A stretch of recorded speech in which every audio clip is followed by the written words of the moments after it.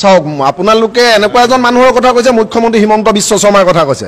যিজন মানুহৰ কথা আপোনালোকে ন অসমৰ প্ৰত্যেকজন মানুহে জানে তেওঁৰ কথাৰ কোনো ভ্যালু নাই আগবেলা কয় এটা কথা পাছবেলা কয় এটা কথা সেইজন মানুহৰ কথাত আমি কোনো গুৰুত্ব নিদো তেওঁ কি কয় মুছলমানৰ কথা তেওঁ কয় মুছলমানা আমি প্ৰমাণ দিব লাগে নেকি কিমানজন মুছলমান লগত লৈ হিমন্ত বিশ্ব শৰ্মাই ঘূৰি আছে কিমানটা তেওঁ নিজৰ পেট্ৰল পাম্পত তেওঁ নিজৰ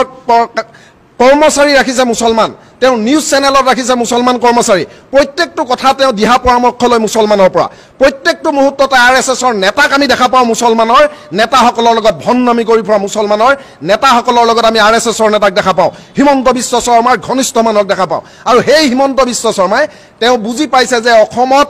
তেওঁ বৰ্তমান হিন্দু মুছলমানৰ ৰাজনীতি নকৰিলে তেওঁ গত্যন্তৰ নাই উন্নয়নৰ ফপুলা স্বৰূপ ইতিমধ্যে ওলাই গ'ল বানপানী সমস্যা সমাধান কৰিব নোৱাৰিলে অসমত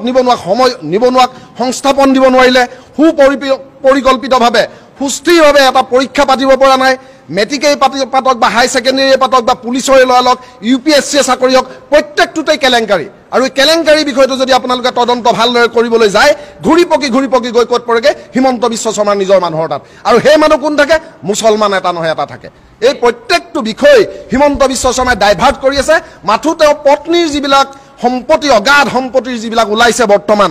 তথ্য তথ্য উন্মোচন হৈছে তেওঁ ক'ত কেৰালালৈকে তেওঁ ক'ত কিমান কি লৈছে তাই সেই তথ্যবিলাক লুকুৱাবৰ বাবে তেওঁ আবুল তাবুল বকিছে চাওক আমি এইটো নীতি আমি স্বীকাৰ কৰি মানিম যে অনা অসমীয়াই মাটি সম্পত্তি ল'ব নোৱাৰিব সেইখন আইন তুমি বনোৱা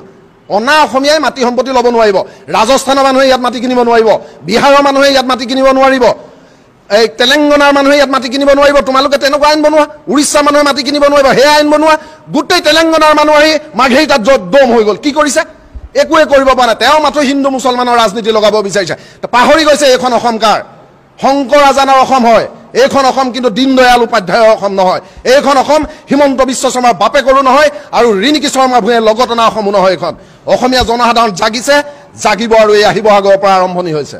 চাওক আমি এই বিষয়ে কেনেকৈ ক'ম আজি অসমৰ বাহিৰত এটা সংগঠন আছে নেকি অসমীয়াৰ কওক ভোজপুৰী বিহাৰৰ মই বিহাৰ বাদেই দিলোঁ আমাৰ গাতে লাগি আছে পশ্চিমবংগত আছে নেকি অসমীয়া এটা সংগঠন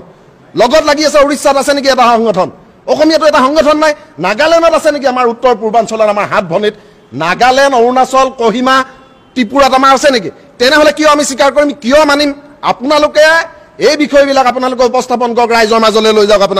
আপোনালোকে হিমন্ত বিশ্ব শৰ্মাই যিবিলাক আবুল তাবুল কয় যে মুছলমানক মাতি নিদিওঁ মুছলমানক হেৰি কৰিব লাগে এইবিলাক কথা আপোনালোকেও নিনিব এইবিলাক আছে সাম্প্ৰদায়িক বিষ বাষ্প বিয়পাইছে হিমন্ত বিশ্ব শৰ্মাই আৰু তাত বিশেষকৈ তাত যোগদান কৰিছে ইয়াত হয়তো থাকিবও পাৰে আপোনালোকৰ নিউজ লাইভে হওক টাইম 8 হওক হিমন্ত বিশ্ব শৰ্মাৰ যিকেইটা চেনেল সেইকাৰণে আপোনালোকক কৈছোঁ আপোনালোকেও জাতিৰ বাবে সত্যটো আপোনালোকে উপস্থাপন কৰক আপোনালোকে কওক যে ভোজপুৰী সংগঠন ইয়াত নালাগে কওক আপোনালোকে ইয়াত মাৰোৱাৰী সংগঠন নালাগে কওক আপোনালোকে ইয়াত বহিৰাগত সংগঠন নালাগে আপোনালোকেতো নকয় কোনোদিন সেয়েহে আমি অনুৰোধ কৰিছোঁ সাংবাদিকতাও আপোনালোকে নিৰপেক্ষভাৱে কৰক আৰু সাংবাদিকক গণতন্ত্ৰৰ যে চতুৰ্থ স্তম্ভ তাক সন্মান কৰিবৰ বাবে আপোনালোকে আমাক এই সুবিধা দিয়ক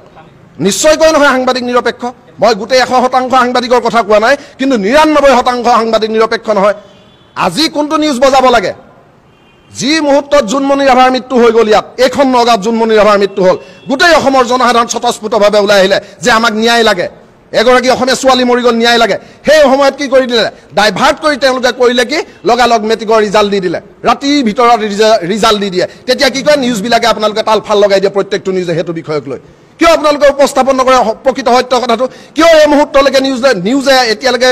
দেখুওৱা নাই ৰাইজক কেৰালাত থকা হোটেলখন অৰিজিনেল ৰিণিকী শৰ্মা ভূঞাৰ নহয় বুলি বা হয় বুলি কিয় আপোনালোকে নেদেখায় ৰাইজক মাথো এটাই আপোনালোকে দেখাব ওপৰৰ পৰা যিটো কামান আহে যেতিয়া আপোনালোকক হিমন্ত বিশ্ব শৰ্মাই এনেকৈ বুম ধৰি থাকোঁতে আপোনালোকে প্ৰশ্ন সোধোতে সাংবাদিকক কয় যে তোৰ মালিকক ক'ব লাগিব নেকি তই মদ খাই আহিছ নেকি তেনেকুৱা ধৰণৰ যেতিয়া কথা কয় সাংবাদিকে নিৰ্ভীকভাৱে তেতিয়া ক'ব লাগিছিলে আপুনি মোক টেষ্ট কৰক মই মদ খাই আহিছোঁ নেকি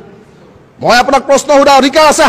মুখ্যমন্ত্ৰী হিচাপে সাংবাদিক নিৰপেক্ষ হ'ব লাগে তেনেকুৱা এজন সাংবাদিক হওক পৰাগ কুমাৰ দাসৰ নাম লৈ পৰাগ কুমাৰ দাসৰ সাংবাদিকৰ সেই বঁটা কাৰোবাক দি লাভ নাই প্ৰকৃতাৰ্থত তেওঁৰ নিচিনা এজন সৎ সাংবাদিক হওক